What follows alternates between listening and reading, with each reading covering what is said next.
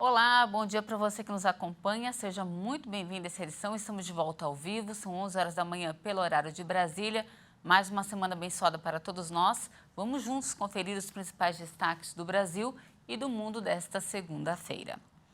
Os saques de benefícios da Caixa Econômica Federal podem ultrapassar os R$ 6.000. Esse valor está disponível para vítimas de calamidade pública registradas pela Defesa Civil e reconhecidas pelo governo federal. O auxílio de até R$ 6.000 do governo federal é destinado às famílias que vivem ou viveram em situação de risco em municípios onde foi decretado o estado de emergência. As famílias atingidas por desmoronamentos de terra devido a fortes chuvas, por exemplo, se encaixam neste benefício. Para que seja possível realizar o saque, o solicitante precisa ter o saldo do FGTS positivo em contas ativas e inativas, sem ter realizado qualquer saque para esta emergência em menos de 12 meses. A situação de calamidade pública geralmente é decretada pela Defesa Civil junto ao governo federal para as seguintes situações: chuvas de granizo, alagamentos, enchentes com inundações extremas e graduais, tornados, trombas d'água, vendavais ou tempestades. A solicitação do benefício pode ser feita por meio do aplicativo FGTS, disponível para dispositivos Android e iOS. Falamos de esporte. Éder Joffre, o maior peso galo de boxe de todos os tempos, morreu neste domingo, dia 2, em São Paulo.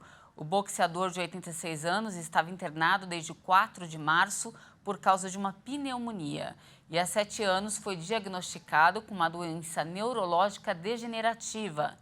Em 20 anos de carreira profissional, Joffre venceu 75 rivais. No começo do ano passado, ele passou a tratar uma doença que lhe causou problemas motores e de memória.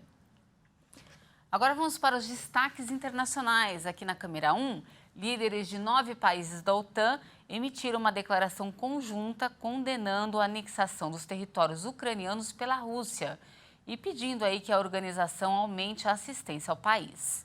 O documento emitido pela República Tcheca, Estônia, Letônia, Lituânia, Macedônia do Norte, Montenegro, Polônia, Eslováquia e Romênia manifesta o firme apoio dos países à adesão da Ucrânia à Organização do Tratado do Atlântico Norte. A declaração observa que os líderes desses países visitaram Kiev durante a guerra e testemunharam com seus próprios olhos os efeitos da agressão russa. O documento expõe ainda que os países nunca reconhecerão as tentativas russas de anexação de qualquer território ucraniano, além de pedirem a responsabilização de todos aqueles que estão cometendo crimes de agressão. O pedido de candidatura da Ucrânia à OTAN foi anunciado pelo presidente do país, Volodymyr Zelensky, após a cerimônia de anexação de territórios ucranianos à Rússia. Segundo o secretário-geral da OTAN, o pedido de adesão acelerada da Ucrânia ainda deve ser acordado por todos os 30 países aliados e, sendo assim, é improvável que o processo formal possa ser iniciado tão cedo. Um cientista sueco recebeu o Prêmio Nobel de Medicina nesta segunda-feira por pesquisas sobre a evolução humana. Vamos conferir. O paleogeneticista sueco Svante Pääbo, de 67 anos, que sequenciou o genoma do Neandertal e descobriu o hominídeo de Denisova, foi anunciado nesta segunda-feira como o vencedor do Prêmio Nobel de Medicina. O Comitê do Nobel destacou que, ao revelar as diferenças genéticas que distinguem todos os seres humanos vivos dos hominídeos extintos, suas descobertas fornecem a base para explorar o que nos torna exclusivamente humanos. E acrescentou que as diferenças genéticas entre o Homo sapiens e nossos parentes mais próximos, agora extintos, não eram conhecidas até que foram identificadas graças ao trabalho de Pääbo. Svante Pääbo descobriu que uma transferência de genes havia ocorrido entre estes hominídeos extintos e o Homo sapiens. O fluxo antigo de genes para os humanos modernos tem um impacto fisiológico, por exemplo, na forma como nosso sistema imunológico responde a infecções. O pai do sueco, Sune Bergström, venceu o Nobel de Medicina em 1982. O prêmio inclui uma quantia de 10 milhões de coroas, ou cerca de 5 milhões de reais. No ano passado, o prêmio foi atribuído a 2 americanos por descobertas sobre a maneira como o sistema nervoso percebe a temperatura e o toque. Olha, já estamos chegando ao fim dessa edição, mas antes, a Casa Museu Ema Klabin, em São Paulo, está com a exposição Reviravolta, que o público vai poder acompanhar até o dia 16 de dezembro. E a nossa equipe de reportagem foi até lá para ver as novidades. Vamos acompanhar.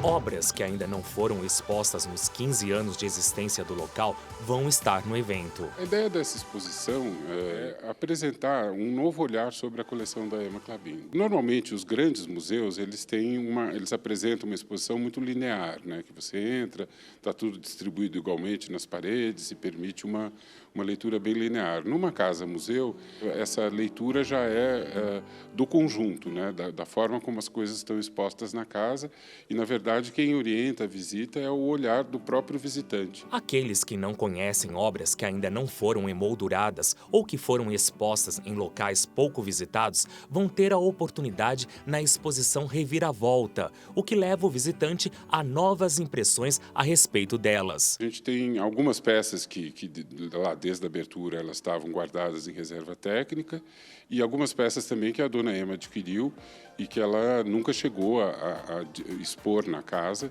e que agora algumas a gente teve que restaurar, outras a gente teve que emoldurar, então são peças, vamos dizer, inéditas para o nosso público. Além da exposição, o visitante pode contar com um raro acervo com peças com mais de 3.000 anos de história da arte. E nessa exposição a gente está promovendo uma troca de lugares, vamos dizer, um novo arranjo da coleção para permitir ao público fazer novas leituras. E só por essa nova localização das peças a gente pode ter uma nova visão sobre a coleção, a diversidade da coleção, a amplitude da coleção, e a gente achou que isso, nesse momento, seria muito interessante. Uma curiosidade particular é a história do falsificador espanhol, considerado um dos maiores já registrados.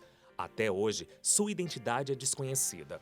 É possível encontrar 2 de suas obras que chegam a ter o mesmo valor de mercado de obras originais. O que a gente brinca é que foi um dos falsificadores mais bem-sucedidos na história, porque ele conseguiu vender um monte de obras, deve ter lucrado muito e até hoje ninguém descobriu quem ele era. Porque a história ficou muito famosa, a obra dele foi catalogada lá pela Morgan Library em Nova York, então tem um valor de mercado às vezes até superior das obras autênticas do final da Idade Média. É possível visitar a casa de quarta a sexta com o acompanhamento de um educador. Aos finais de semana, a passagem pelo local é livre. Não é necessário agendar com antecedência.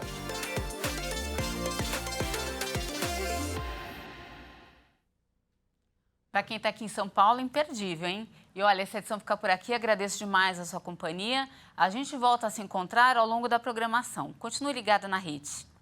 A gente se vê. Até mais.